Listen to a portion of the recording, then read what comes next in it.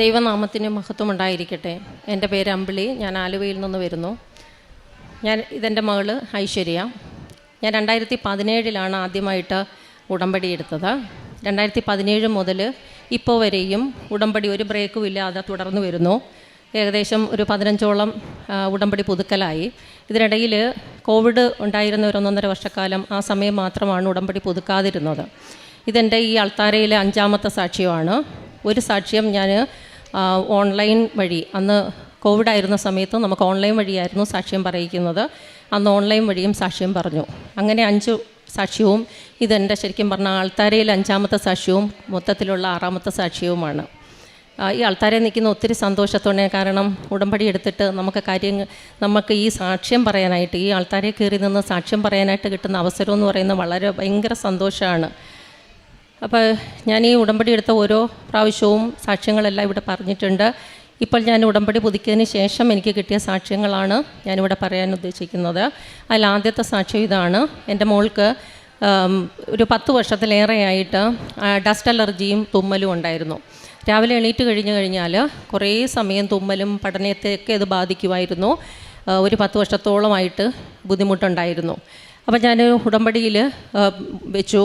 1 വർഷത്തിന് മുന്നെയാണ് ഉടമ്പടിയിൽ വെച്ചിരുന്നത്.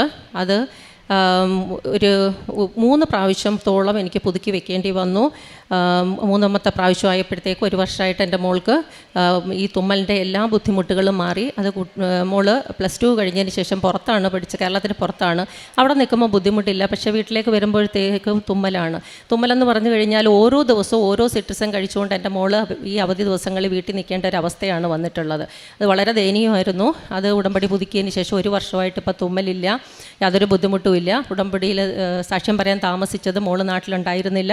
ഇപ്പോൾ വന്നപ്പോൾ ഞങ്ങൾ ഒരുമിച്ച് സാക്ഷ്യം പറയാനായിട്ട് വന്നിരിക്കുന്നത്. അമ്മ മാതാവിനും ഈശോയ്ക്കും കോടാനുകൂടി നന്ദി അർപ്പിക്കുകയാണ്. അടുത്ത എൻ്റെ 2ാമത്തെ നിയോഗം എന്ന് പറയുന്നത്, ഈ മോള് സ്വിറ്റ്സർലൻഡിൽ യൂണിവേഴ്സിറ്റി ഓഫ് ജനീവയിൽ PhD ചെയ്യുകയാണ്. അവൾക്ക് അവിടെ ചെന്നതിന് ശേഷം പൈൽസിൻ്റെതായ ബുദ്ധിമുട്ടുണ്ടായി. പുറത്ത് രാജ്യങ്ങളിലുള്ളവർക്കാണെങ്കിൽ അറിയാം, അവിടെ ഒരു ഹോസ്പിറ്റൽ അപ്പോയിൻമെൻറ്റ് കിട്ടുക, ഡോക്ടറെ കാണിക്കുക എന്നൊക്കെ പറഞ്ഞാൽ ഇച്ചിരി ബുദ്ധിമുട്ടുള്ള കാര്യമാണ്.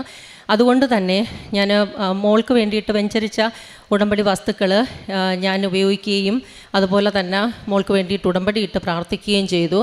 അതിൻ്റെ ഫലമായിട്ട് മോൾക്ക് ഇപ്പോൾ 1 വർഷത്തിലേറെയായിട്ട് യാതൊരു ബുദ്ധിമുട്ടുകളുമില്ല.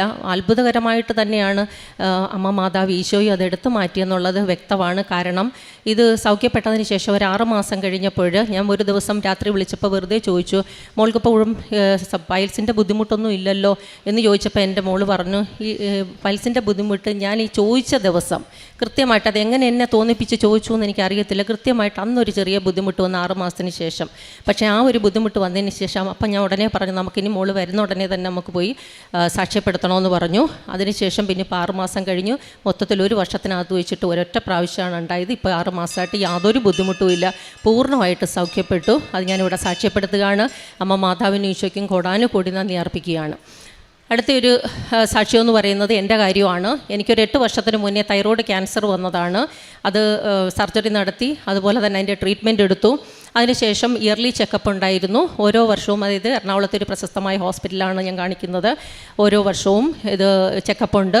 ഈ 5 വർഷം കഴിഞ്ഞപ്പോൾ ഡോക്ടർ പറഞ്ഞു, ഇനി നിങ്ങളുടെ ബോഡിയിൽ ഇത് യാതൊരു വിധമായ ബുദ്ധിമുട്ടുകളും ഇല്ല, കംപ്ലീറ്റ്ലി ഓക്കെ ആണോ എന്ന് പറഞ്ഞു. എന്നാലും ഓരോ വർഷവും ചെക്ക് ചെയ്യണമായിരുന്നു. ഡിസംബർ മാസത്തിലാണ് എല്ലാ വർഷവും ഞാൻ ചെക്ക് ചെയ്യുന്നത്. ഈ കഴിഞ്ഞ ഡിസംബറിൽ ഞാൻ ചെക്ക് ചെയ്യപ്പോൾ ഡോക്ടർ, അത് 8 വർഷം കഴിഞ്ഞു, ഇപ്പോൾ 5 വർഷത്തിന് ശേഷം എല്ലാം പൂർണ്ണമായി എന്ന് പറഞ്ഞതാണ്. പക്ഷേ 8 വർഷത്തിന് ശേഷം ഞാനിപ്പം ഈ ഡിസംബറിൽ ചെക്ക് ചെയ്തപ്പോൾ എൻ്റെ തൈറോയിഡിൻ്റെ ഒരു ഫംഗ്ഷന് ഒരു നല്ല വേരിയേഷൻ കണ്ടു. അതായത് 0.something ആവേണ്ട ആ റിസൾട്ട് 10.5 നിൽക്കുന്നത്. അപ്പോൾ ഡോക്ടറും സസ്പെക്റ്റ് ചെയ്തു ഇനി ഇത് പ്രശ്നം ഉണ്ടെന്നുള്ള രീതിയിൽ. പക്ഷേ എനിക്ക് അത്ര വലിയൊരു ടെൻഷനും കാര്യങ്ങളും ഒന്നും വന്നില്ല, കാരണം ഞാൻ എത്രയോ വർഷങ്ങളായിട്ട് ഉടമ്പടിയിലാണ്. പിന്നെ എന്തിനാ പേടിക്കുന്നതെന്നുള്ളൊരു ബോധ്യം എനിക്കുണ്ട്. പക്ഷേ എൻ്റെ മോള് അവിടെ ഇരുന്നുകൊണ്ട് തന്നെ ഓൺലൈൻ ലൈറ്റ് ക്യാൻഡിലിട്ടു. അതിനോടൊപ്പം തന്നെ ഞാനും പ്രാർത്ഥിച്ചു. ഡോക്ടർ പറഞ്ഞത് 2 മാസം കഴിഞ്ഞ് നമുക്കൊന്നുകൂടെ ഒന്ന് ചെക്ക് ചെയ്ത് നോക്കാമെന്ന് പറഞ്ഞു. പക്ഷേ 2 മാസം കഴിഞ്ഞ് ഒന്നുകൂടെ ചെക്ക് ചെയ്തപ്പോൾ ഈ 10.5 എന്നുള്ള റിസൾട്ട് എനിക്ക് വേണ്ടുന്ന നോർമൽ വാല്യൂ ആയ 0.something തന്നെ മാറി എനിക്ക് നോർമലാക്കി തന്നു. അപ്പോൾ ഞാൻ ഡോക്ടറോട് തന്നെ ചോദിച്ചു, ഈ 2 മാസം കൊണ്ട് മെഡിക്കൽ സയൻസിന് പറയാൻ പറ്റുന്ന എന്ത് പ്രതിഭാസമാണ് ഇത് 10.5 ചോദിച്ചപ്പോൾ ഡോക്ടർ ചിരിച്ചതേ ഉള്ളൂ. ഡോക്ടർ ഒന്നും മറുപടി പറഞ്ഞില്ല, പറയാനില്ലായിരുന്നു. അപ്പം ഞാൻ ഉറച്ചു വിശ്വസിക്കുകയാണ്. ഞങ്ങളുടെയൊക്കെ പ്രാർത്ഥന, എൻ്റെ മുകളിൽ ലൈറ്റ് ക്യാൻഡിലിട്ടു, ഞാൻ ഉടമ്പടിയിലാണ്, പ്രാർത്ഥനയും ഒക്കെ കൊണ്ട് എൻ്റെ മാതാവിനോട് പറഞ്ഞു, മാതാവ് ഞാൻ പേടിക്കേണ്ട കാര്യമൊന്നും ഇല്ലല്ലോ, കാരണം ഇനി അതുപോലൊരു രോഗം താങ്ങാനുള്ള ശേഷിയൊന്നും എനിക്കില്ല എന്ന് പറഞ്ഞതുകൊണ്ട് ഉറപ്പിച്ച് ഞാൻ വിശ്വസിക്കുകയാണ്.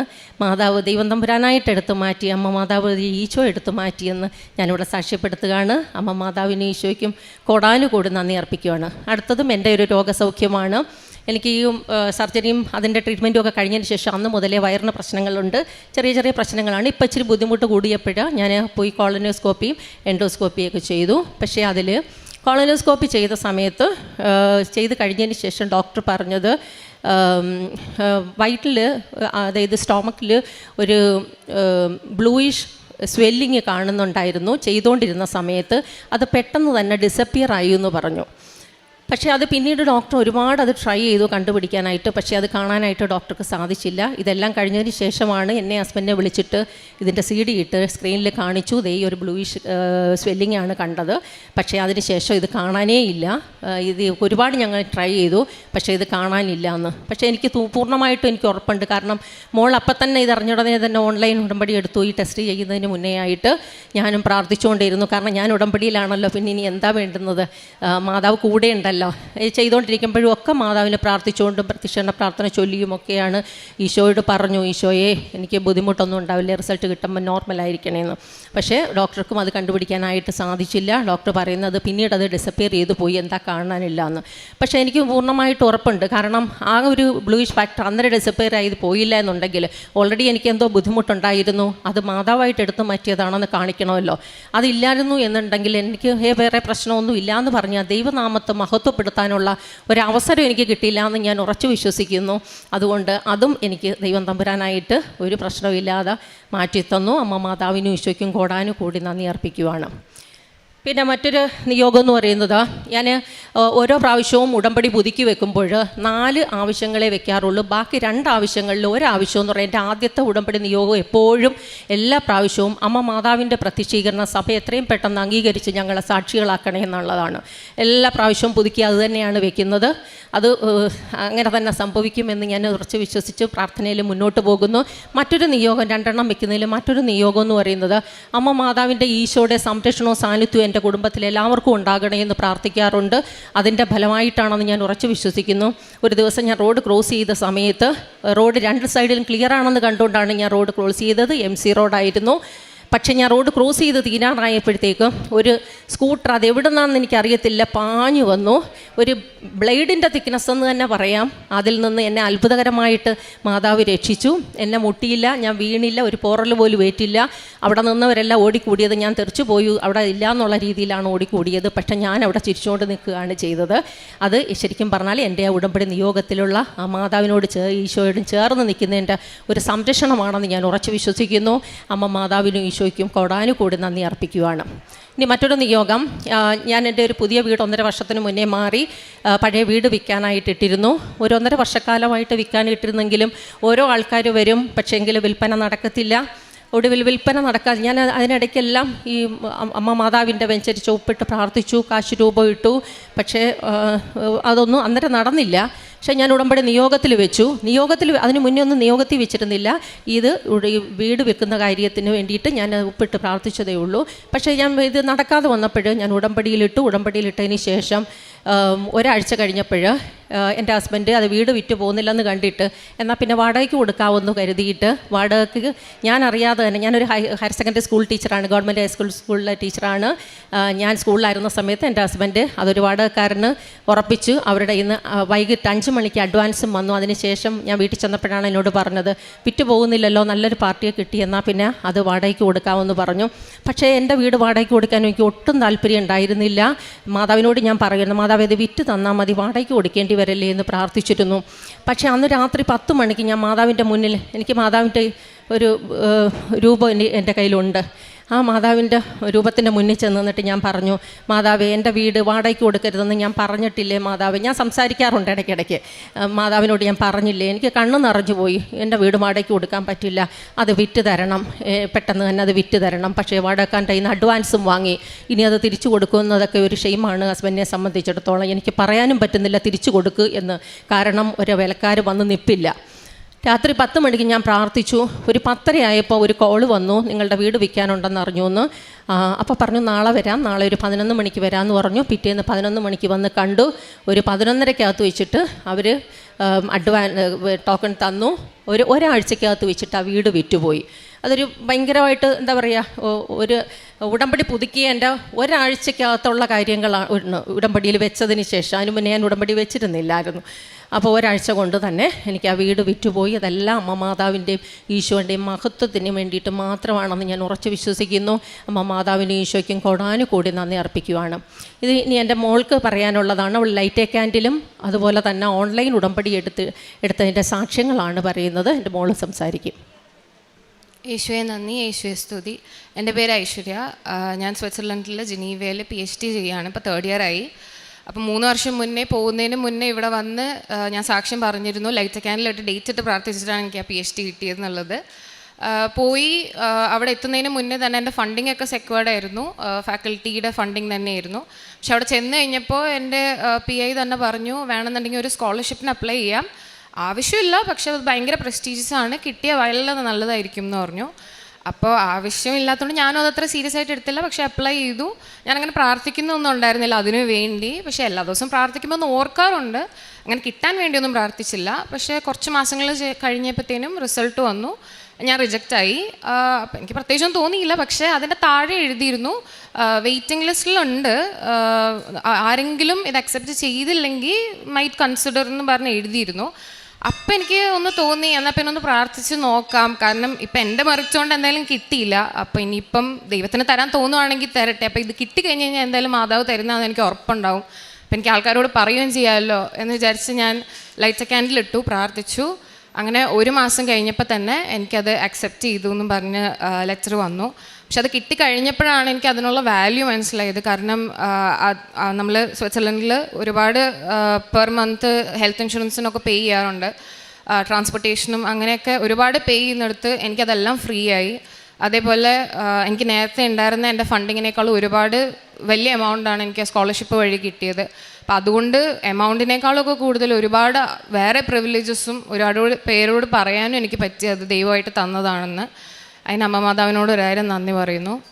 പിന്നെ ഈ PhDയുടെ ഭാഗമായിട്ട് തന്നെ എനിക്ക് US-ലൊരു മീറ്റിങ്ങിന് പോകണമായിരുന്നു, ഒരു കോൺഫറൻസിന്. അപ്പോൾ അത് എൻ്റെ ഫീൽഡിൽ തന്നെ ഒരുപാട് ആൾക്കാർ വരുന്നതാണ്, ഒരുപാട് ഫേമസ് ആയിട്ടുള്ള ഫാക്കൽറ്റീസ് വരുന്നതാണ്. എനിക്ക് പോകണമെന്ന് ഭയങ്കര ആഗ്രഹം ഉണ്ടായിരുന്നു. പക്ഷെ എനിക്ക് വിസയ്ക്ക് അപ്ലൈ ചെയ്യണം. അപ്പോൾ ആ സമയത്ത് എൻ്റെ പെർമിറ്റ് റിന്യൂ ചെയ്യാൻ കൊടുത്തിരിക്കുകയായിരുന്നു. അതെനിക്ക് റിന്യൂ ചെയ്ത് കിട്ടിയിട്ടുണ്ടായിരുന്നില്ല.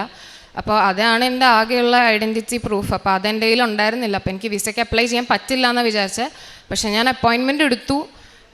ഞാൻ അങ്ങ് പോവാമെന്ന് വിചാരിച്ചു. അതിന് പകരം സബ്സ്റ്റിറ്റ്യൂട്ടായിട്ട് ഒരുപാട് നമുക്ക് ഡോക്യുമെൻറ്റ്സ് വാങ്ങാം. പക്ഷേ എൻ്റെ കയ്യിൽ വളരെ മിനിമം ഡോക്യുമെൻറ്റ്സേ ഉണ്ടായിരുന്നുള്ളൂ. അത് സഫീഷ്യൻ്റ് അല്ല എന്നുള്ളത് എൻ്റെ അടുത്ത് യൂണിവേഴ്സിറ്റിയിൽ നിന്ന് തന്നെ പറഞ്ഞിരുന്നു. ഇത് മിക്കവാറും റിജക്റ്റ് ആവുകയുള്ളൂ എന്ന്. പക്ഷേ ഞാൻ പോയി. പോകുന്നതിന് മുന്നേ ഞാൻ മാതാവിനോട് പറഞ്ഞിരുന്നു, എല്ലാവരും ഇങ്ങനെ സാക്ഷ്യം പറയുന്നതൊക്കെ കേൾക്കാറുണ്ട്, അടയാളം വേണം, മുല്ലപ്പൂവിൻ്റെ മണം വേണം, പിന്നെ ബ്ലൂ കളർ ഡ്രസ്സ് ഇട്ട ആളായിരിക്കണം എന്നൊക്കെ. അപ്പം ഞാനും വെറുതെ ഇങ്ങനെ പറഞ്ഞു, മാതാവിന് തരാൻ തോന്നുകയാണെന്നുണ്ടെങ്കിൽ എനിക്ക് അതുപോലൊരു അടയാളം എനിക്കും കാണിച്ചു തരണം, ബ്ലൂ കളർ ഡ്രസ്സ് വേണം എന്നൊക്കെ ഞാനും പറഞ്ഞിട്ടുണ്ടായിരുന്നു. പക്ഷെ ഞാൻ പോകുമ്പോൾ ട്രെയിനിലിരുന്ന്, അപ്പോൾ അന്നേരം അവിടുത്തെ രാവിലെ ഇവിടെ ഉച്ചയായിരുന്നു. അപ്പോഴത്തേനും ഇവിടുത്തെ ഉടമ്പടി ധ്യാനം കഴിയാറായി. അന്നൊരു ചൊവ്വാഴ്ചയായിരുന്നു. അപ്പോൾ ഞാൻ വെറുതെ ട്രെയിനിലിരുന്നപ്പോൾ സമയം ഉണ്ടായിരുന്നത് കാരണം ഞാൻ ഉടമ്പടി ധ്യാനം ഒന്ന് കേൾക്കാമെന്ന് വിചാരിച്ചു. അപ്പോൾ ടെൻഷനിലാണോ എന്നറിയില്ല, പക്ഷെ കേട്ടപ്പോൾ ഞാനിത് ഓണാക്കിയപ്പോൾ തന്നെ അന്ന് സെപ്റ്റംബർ 17 ആയിരുന്നു. ആ ധ്യാനത്തിൻ്റെ അവസാനം ആകുമ്പോൾ അച്ഛൻ പറയുന്നുണ്ട്, അച്ഛനും US എംബസിയിൽ പോയപ്പോൾ ഒരു പേപ്പർ ഉണ്ടായിരുന്നില്ല, ബയോമെട്രിക്സിൻ്റെ പേപ്പർ ഉണ്ടായിരുന്നില്ല എന്നും. പുള്ളി ടെൻഷൻ അടിച്ചു. പക്ഷേ അച്ഛനും വിസ കിട്ടിയെന്ന് പറയുന്നതാണ് ഞാൻ ഉടമ്പടി ഇത് എടുക്കുമ്പോൾ തന്നെ, ധ്യാനം എടുക്കുമ്പോൾ തന്നെ കേട്ടത്. അപ്പോൾ എനിക്ക് ഉറപ്പുണ്ടായിരുന്നു കിട്ടുമെന്ന്. ഞാനവിടെ ചെന്നപ്പോൾ കയറുന്നതിന് മുന്നേ ഉപ്പിട്ട് ഞാൻ പ്രാർത്ഥിച്ചിരുന്നു എംബസീൻ്റെ മുന്നിൽ. കുറച്ച് ഞാൻ കയറുന്നതിന് മുന്നേ ഒന്ന് സൈഡിലേക്ക് ഇട്ട് പ്രാർത്ഥിച്ചിട്ടാണ് കയറിയത്. കയറി എൻ്റെ അടുത്ത് ആരും പെർമിറ്റിൻ്റെ കാര്യം ചോദിച്ചില്ല. എൻ്റെ കയ്യിലുള്ള ഡോക്യുമെൻ്റ് സഫീഷ്യൻ്റ് അല്ലാന്നും എനിക്കറിയാം. എന്നോട് ആരും ചോദിച്ചുമില്ല, ഞാൻ പറഞ്ഞുമില്ല. പിറ്റേന്ന് തന്നെ എനിക്ക് മെയിൽ വന്നു, എൻ്റെ പാസ്പോർട്ട് ഡിസ്പാച്ച് ആയിന്ന്, എനിക്ക് 1 വീക്കിനുള്ളിൽ വിസ കിട്ടി. അങ്ങനെ ഞാൻ ആ മീറ്റിംഗ് അറ്റൻഡ് ചെയ്തു. അത് ഒരു ഇൻ്റർനാഷണൽ കോൺഫറൻസ് ആയിരുന്നു. വേൾഡ് വൈഡ് ഒരുപാട് പാർട്ടിസിപ്പൻസ് ഉണ്ടായിരുന്നു. അപ്പം ഞാൻ എൻ്റെ PhD തുടങ്ങിയിട്ടേ ഉള്ളൂ, 2 ഇയേഴ്സ് ആയിട്ടേ ഉള്ളൂ. അപ്പോൾ അതിൽ PhDs പോസ്റ്റ് ഡോക്സും ഒക്കെ ഉണ്ടായിരുന്നു. അപ്പം ഞാൻ ഒട്ടും എക്സ്പീരിയൻസ്ഡ് അല്ല എന്നുള്ളത് എനിക്ക് തന്നെ അറിയായിരുന്നു. പക്ഷേ ഞാൻ വെറുതെ ഇങ്ങനെ മാധവനോട് പറഞ്ഞായിരുന്നു, അവിടെ ഒരു പോസ്റ്റർ കോമ്പറ്റീഷൻ ഉണ്ടായിരുന്നു. അപ്പോൾ ഞാനിങ്ങനെ പറഞ്ഞു, എല്ലാവരും ഉണ്ട്, പോസ്റ്റ് ഡോക്സ് ഉണ്ട്, എന്നെക്കാളും 10 വർഷമൊക്കെ റിസർച്ച് എക്സ്പീരിയൻസ് ഉള്ളവരും പ്രസൻറ്റ് ചെയ്യുന്നുണ്ട്, പക്ഷേ എനിക്ക് തരാമോ എന്ന് ഞാൻ ചോദിച്ചായിരുന്നു. 3 ദിവസത്തെ കോൺഫറൻസ് കഴിഞ്ഞപ്പോഴത്തേനും ബെസ്റ്റ് പോസ്റ്റർ എനിക്കാണ് കിട്ടിയത്. അത് എൻ്റെ മറിച്ചുകൊണ്ടല്ല എന്നുള്ളത് എനിക്ക് പൂർണ്ണമായിട്ട് അറിയാം, കാരണം എൻ്റെ കയ്യിലൊന്നും ഉണ്ടായിരുന്നില്ല.